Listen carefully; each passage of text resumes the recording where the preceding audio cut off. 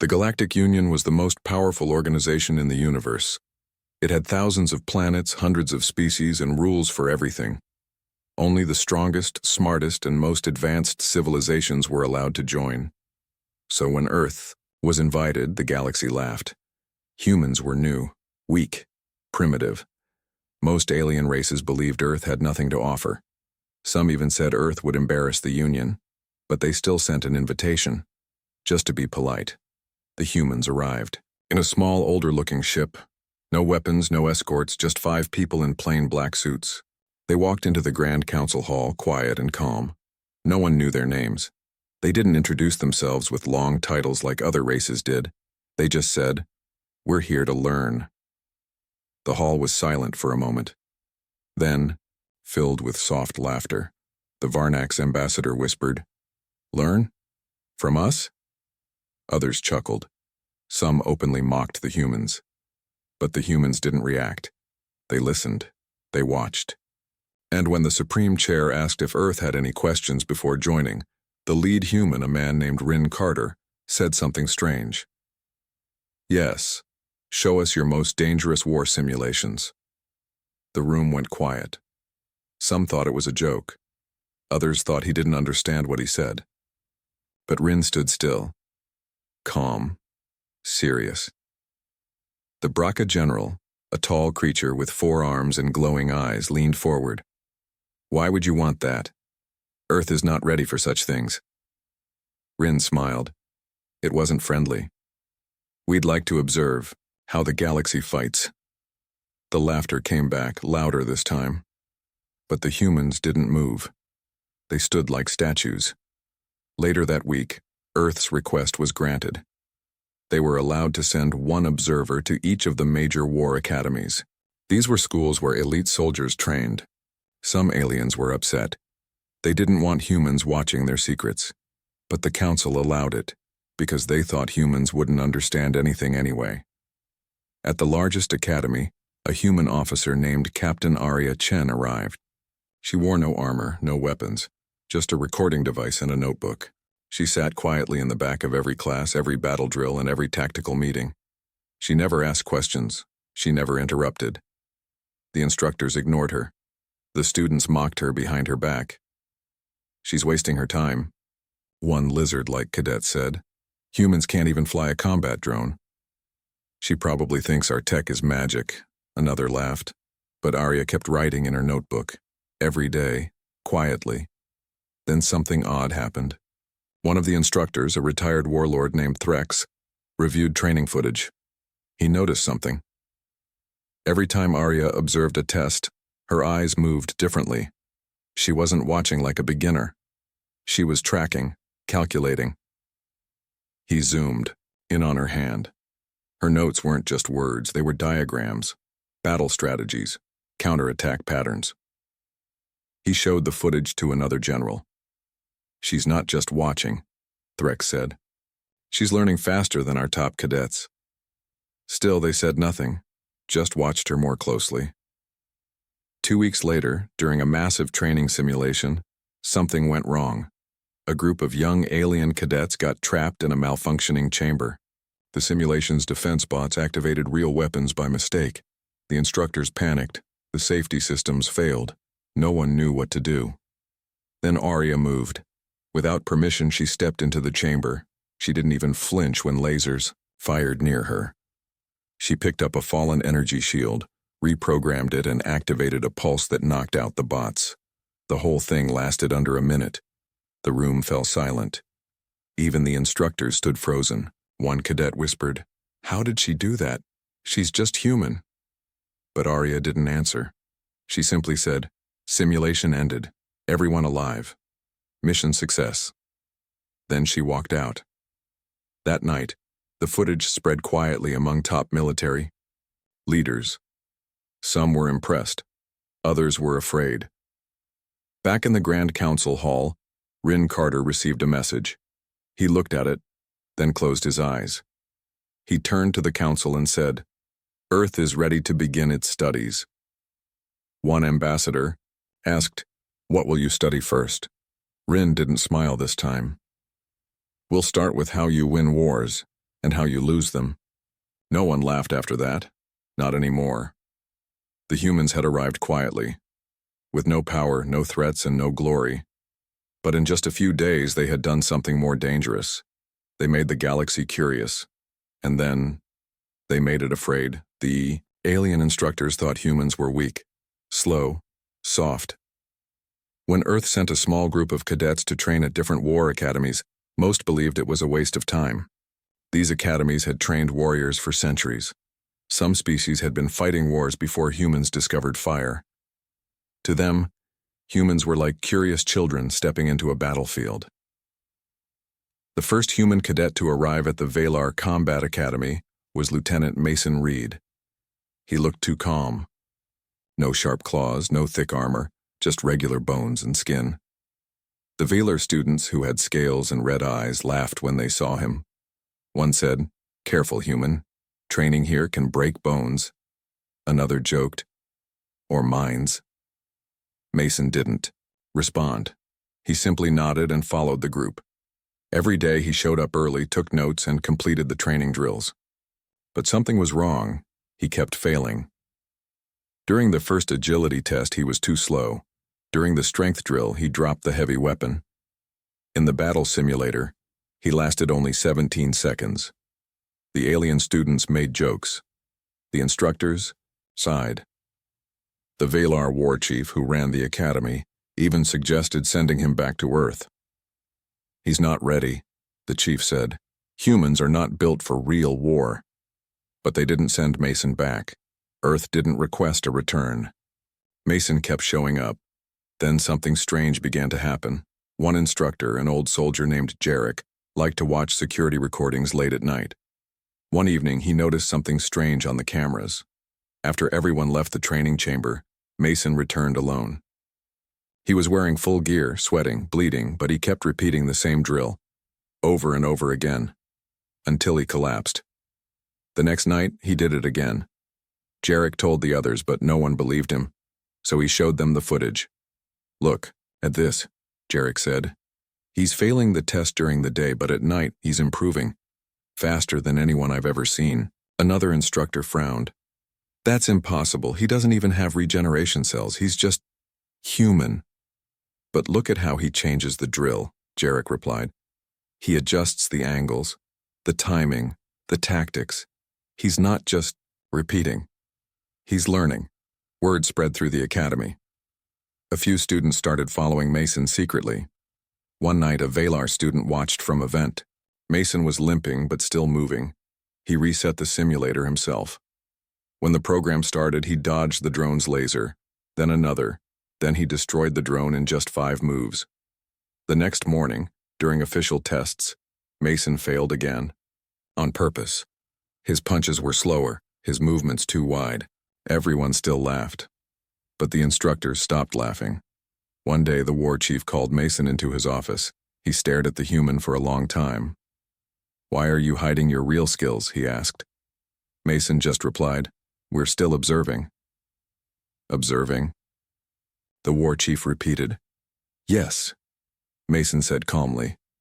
"Earth learns in silence. That's our way." The war chief didn't understand at first, but he felt something cold in Mason's voice, something serious.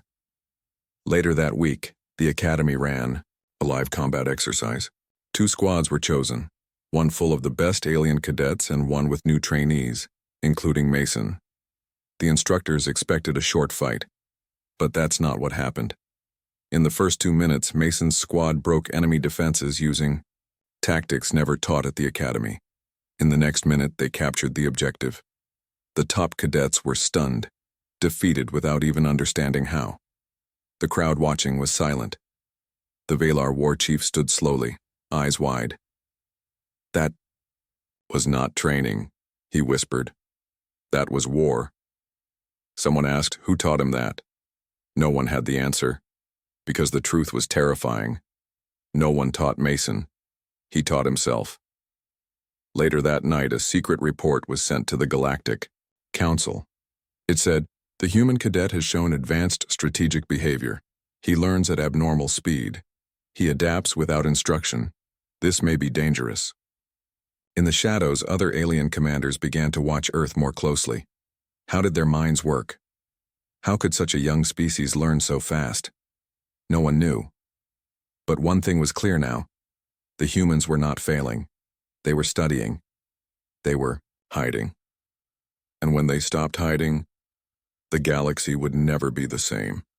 The Galactic Union watched Earth closely now. The laughing had stopped. The mocking had faded. Alien generals met in secret, whispering one question: how dangerous are humans really? Still, no one expected what happened next. In the outer rim of Sector 9, a small human colony called Vera 7 sent out a distress signal. A pirate fleet had arrived. Dozens of ships, heavy weapons, no mercy. These pirates had destroyed 10 colonies before. Now they wanted to test Earth. The signal reached the Galactic Council in under a minute. The response from the Union was slow and formal. Hold position. A peacekeeping fleet is preparing. But Earth didn't wait. 3 minutes after the signal, another message came, not from the Council but directly from Earth. Do not send help. The situation is under control. The Union dismissed the message. They assumed humans didn't understand the danger. Pirates were professionals, merciless, smart, and well-armed. Even veteran fleets feared them. So a small group of Union observers decided to watch, just in case. They connected to deep space cameras hidden around Vera 7. The pirate ships surrounded the planet, weapons charged. Their leader, Captain Draws, sent a threat. Leave now, humans, or we reduce your colony to smoke. Earth responded with silence. Then, without warning, 3 human ships dropped out of FTL near the planet. Small, dark, no visible weapons. The pirates laughed. One pirate officer said, "These are scout ships, that's all?" Captain Draws ordered the attack.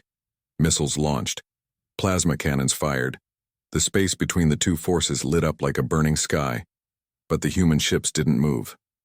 Not right away. Then they vanished. Not destroyed. Not damaged. Vanished. Seconds later, the pirate ships began exploding one by one. Not from outside. From within. Union observers couldn't understand it. No shots. No hits. Just fire. Inside the pirate vessels. Onboard footage showed pirate crews screaming, trying to shut down systems that no longer obeyed them. Airlocks opened without command. Engines overloaded. Navigation failed. One by one, the ships were consumed. The entire pirate fleet, gone in 3 minutes. And then, the human ships returned. Silent, floating above the colony. They sent a short message. Threat neutralized.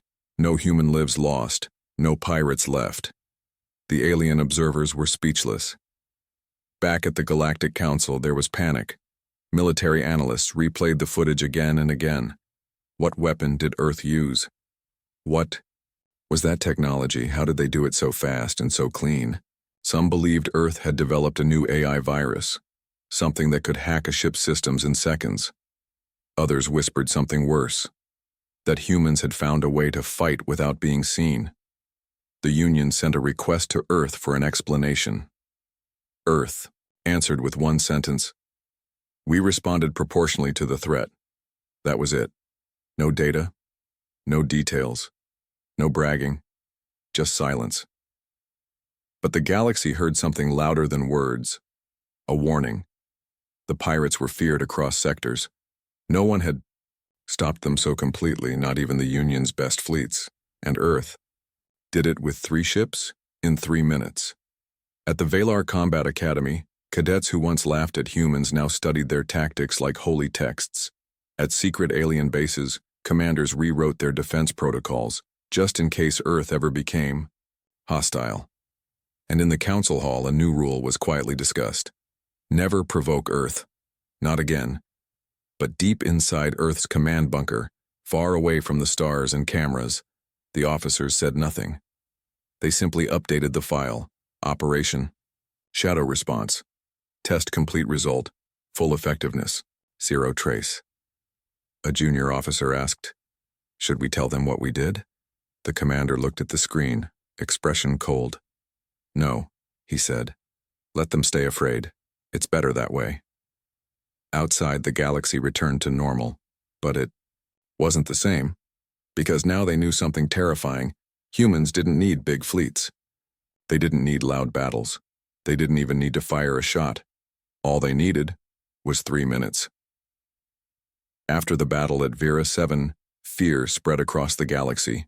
No one understood how Earth destroyed an entire pirate fleet in just 3 minutes. The Galactic Council requested answers. Earth gave none, just silence. That silence made the galaxy more nervous. So the Council made a plan. If Earth wouldn't share their secrets, they would test them instead. A few weeks later, an invitation was sent to Earth's best soldiers. The Council called it a joint elite combat trial, a friendly test between species to build trust. But it wasn't friendly. It was a trap. The trials were designed to push Earth to its limits, to break their pride. Every test was harder than the last. Some were nearly impossible. No other species had ever passed them all. Earth accepted the invitation without hesitation. They sent a team of just 5 soldiers, 3 men, 2 women. No cybernetics, no gene edits, just human muscle and mind. The other species laughed again, but quietly this time. The first trial was the gravity gauntlet. A long tunnel with crushing pressure, shifting floors, and random shock blasts. One alien fell unconscious after 10 seconds. A second broke 3 limbs. A third quit before entering. Then the humans entered. All 5 finished the course. Bruised, burned but alive, their heart rates barely spiked. One alien general whispered, "How?" Their bones should have snapped. But Earth's team just walked off the field and asked, "What's next?" The second trial was the fire chamber, a test of heat resistance, reaction time, and mental focus. Candidates had to disarm a fake bomb while standing in temperatures that could melt steel. 3 species refused to even try. The humans stepped in calmly. The countdown began. 40 seconds, 30, 20. At 12 seconds, the bomb was disarmed. One soldier, blood on his forehead, said, "We've trained in worse." The council grew uneasy.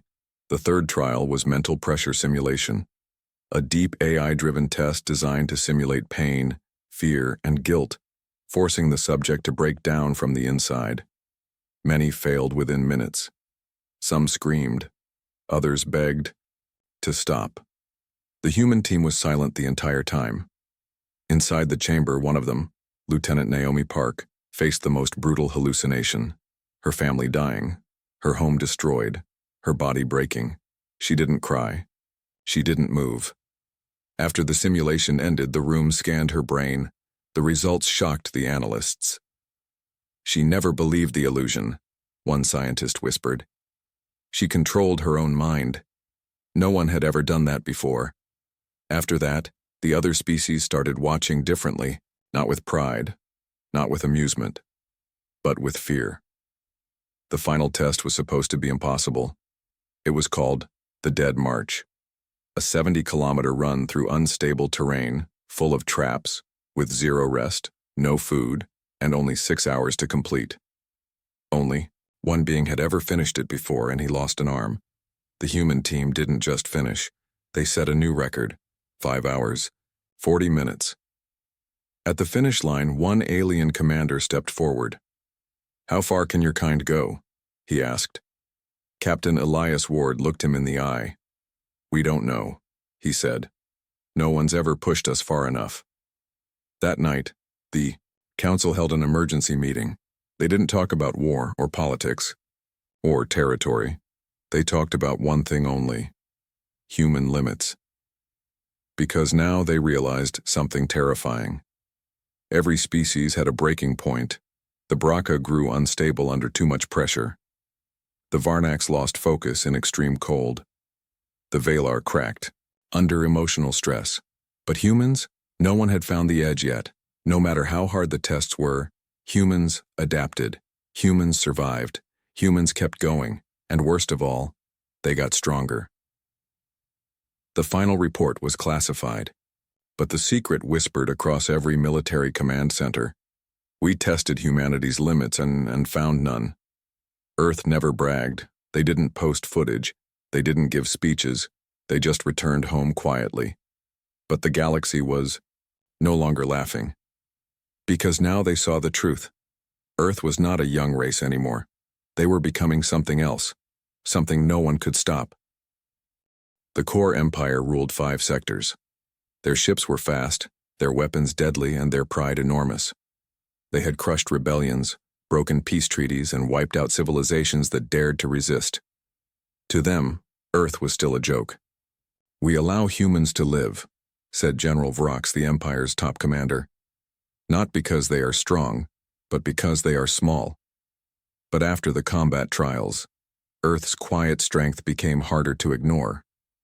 The core generals grew nervous. Some wanted to form an alliance with Earth. Others laughed and called the humans a trick. General Vrox didn't laugh. He wanted proof. So he planned a test, but called it a training exercise. The core would send a fleet near Earth's space. Not into it, just close enough to make Earth notice. He expected Earth to panic or maybe send a few ships to talk. He thought they'd ask for peace. They didn't. They sent a warning. A short message came from Earth's main command. "You are now within 10 clicks of our outer defense zone. Leave immediately." Vrox grinned. "Bluffing," he said. "They won't fire.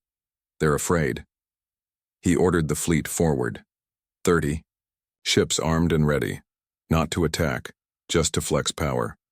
They crossed into Earth's defense zone. And then, everything went wrong. The stars blinked. The fleet's systems flickered. Shields dropped. Cannons went offline. Engines froze. "EMP?" one officer shouted. "No, it's something else, something deeper." Before they could understand what was happening, Earth struck. No warning, no voice, just action. 5 human ships uncloaked near the core fleet. Small, black, silent. They moved like shadows, faster than anything the core had seen. Within seconds, 1 core battleship exploded, then another, then 2 more. But the humans didn't use missiles, they didn't fire lasers, they hacked systems, opened airlocks, overheated reactors, killed crews without leaving a single shot on the radar. The core fleet panicked. "Retreat, full retreat," Vrox shouted. Too late. A massive human dreadnought jumped into space behind them, cutting off escape. It didn't fire, it just watched. The core ships turned on each other, crashing while trying to flee. Only 3 managed to escape. They limped home, half-broken, terrified. Vrox was not one of them. His ship was found later, floating, powerless. Every soldier on board was dead. No blood, no holes, just silence. The Empire was stunned. No war had been declared. No invasion had begun. But Earth had acted like a hammer dropped from the sky. They didn't ask questions. They didn't give warnings twice. And they didn't lose. That night, the Core Council met in fear. For the first time in history, the Empire bowed its head. "We underestimated Earth," one leader whispered. "No," said another. "We misunderstood them. They are not loud, they are not proud, but they are deadly." Across the galaxy, news spread quickly. Not just about the destroyed fleet, but how Earth fought. Without rage, without panic. Just precision, just silence, and total control. Other empires began changing their maps. Earth was no longer marked as new species. Now it was red. Now it was marked "Do Not Engage." But Earth didn't celebrate. Their people stayed quiet, their ships returned home. Their commanders filed a report marked "Core Fleet Engagement Result. 27 ships neutralized. Human casualties, 0. Status, warning delivered." One young human cadet asked her captain, "Was this war?" The captain shook his head. "No. That was a message." The cadet frowned. "What if they don't listen?" The captain's eyes narrowed. "Then we stop warning." And so the galaxy learned something dangerous about Earth. They didn't start wars. But if you forced their hand, they would finish it before you even understood what had begun. The Council no longer trusted Earth. Not after Vera 7, not after the combat trials, and definitely not after the core Empire's fleet was destroyed in minutes. But Earth had revealed nothing. No blueprints, no war declarations, just silence. That silence made the galaxy uneasy, so the Council made a decision, a quiet, secret one. No votes, no debate. They would send spies, not soldiers, not diplomats, but shadows, the best from every species, experts in stealth, hacking, and infiltration. Their mission was simple: enter Earth, discover its secrets, and return unseen. 7 spies were chosen. Each believed no planet could stop them. Each thought Earth would be like the others. Fancy tech, slow response, maybe a few guards. They were wrong. The mission began smoothly. The ship dropped out of stealth above Earth's atmosphere and launched pods. One landed in the mountains, one in the sea. Others scattered across cities. They thought they were invisible, but Earth saw them before they even touched ground. Not through satellites, not through radar, but through something else. Something no one could explain. Each spy vanished within 12 hours. No gunfire, no alarms, no bodies, just silence. The Council grew nervous. No reports came back, no signals, no trace.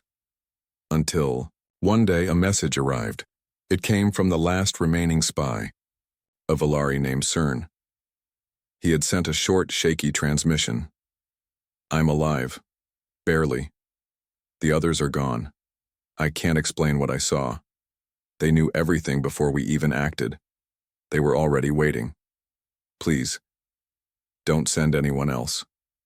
This place is not what we thought. Earth is awake." Then the message cut off. That same day, a small escape pod floated out of Earth's orbit. It wasn't shot down. In fact, Earth let it go. Inside was CERN. Weak, silent, changed. When the Council doctors tried to question him, he said only one thing. "You think Earth is behind? You think they're still catching up? No, they're ahead. Far ahead. And they're watching us." After that, CERN refused to speak again. His mind was broken. But what terrified the Council more was what came after. Earth sent its own message. A short sentence. "We allowed one to return. That's your final courtesy." The meaning was clear. "We saw your spies. We stopped them. We let one go. Not because we couldn't stop him, but because we chose to." The Council went silent for days. Panic spread across member species. Some demanded sanctions. Others wanted a full retreat from Earth. One senior member finally said it aloud. "We thought Earth was playing catch-up, but they've already passed us, and they never told us when." Military experts reviewed Earth's behavior. It was too calm, too controlled, too quiet.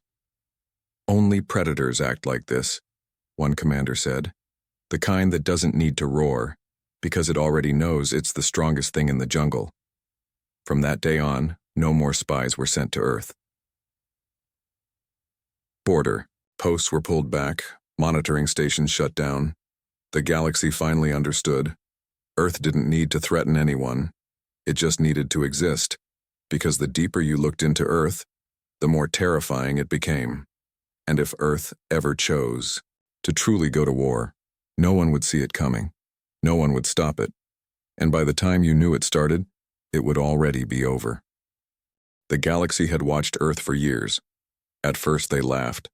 Then they tested. Then they feared. Now they obeyed.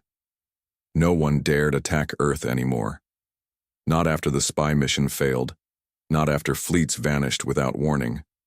Not after trial after trial showed that humans weren't just strong, they were unstoppable. But Earth never claimed power openly. No flags were raised. No empire was built. No planets were conquered.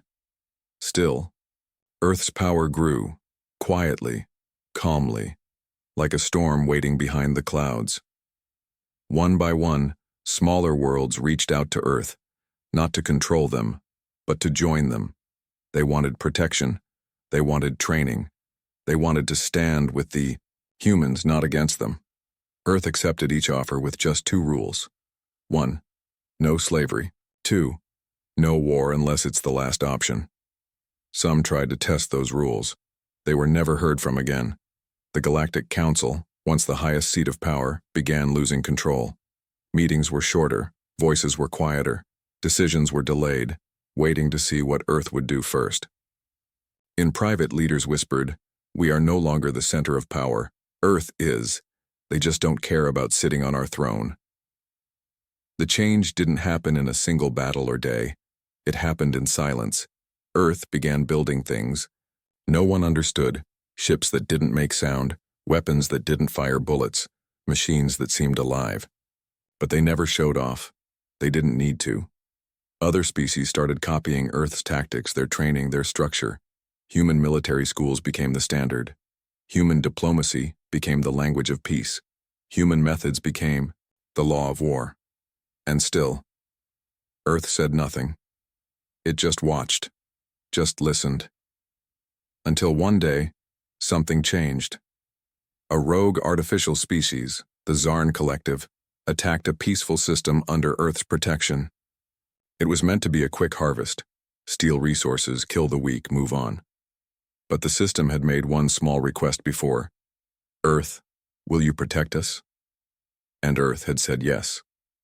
So when the Zarn ships entered the system, they didn't find helpless farmers. They found Earth's response. In less than 1 hour, 600 Zarn ships disappeared. Not destroyed, gone, vanished from all scanners. A single human message followed: "That system was under our care. You broke the rule. There will be no second warning." That day, every species finally understood something terrifying. Earth didn't want to rule, but if it had to, no one could stop it. And so the council met for one final vote. With shaking hands, they offered Earth a seat at the highest table, not as a junior member, not as a guest, but as the lead. Earth's reply: a single message, just 5 words: "We'll lead from the shadows." And they did. Years passed. Wars ended faster. Trade became fairer. Peace lasted longer. Because even when other leaders argued, Earth was watching. Even when enemies rose, Earth was waiting. The galaxy had crowned no king, but Earth became the force behind the throne. No parades, no crowns, no speeches, just silence and fear and the unspoken truth. The quiet ones are the ones you should fear the most. From a rookie world, laughed at by the stars, Earth became the reason stars still burned. And no one would ever forget again why humans were meant to be feared.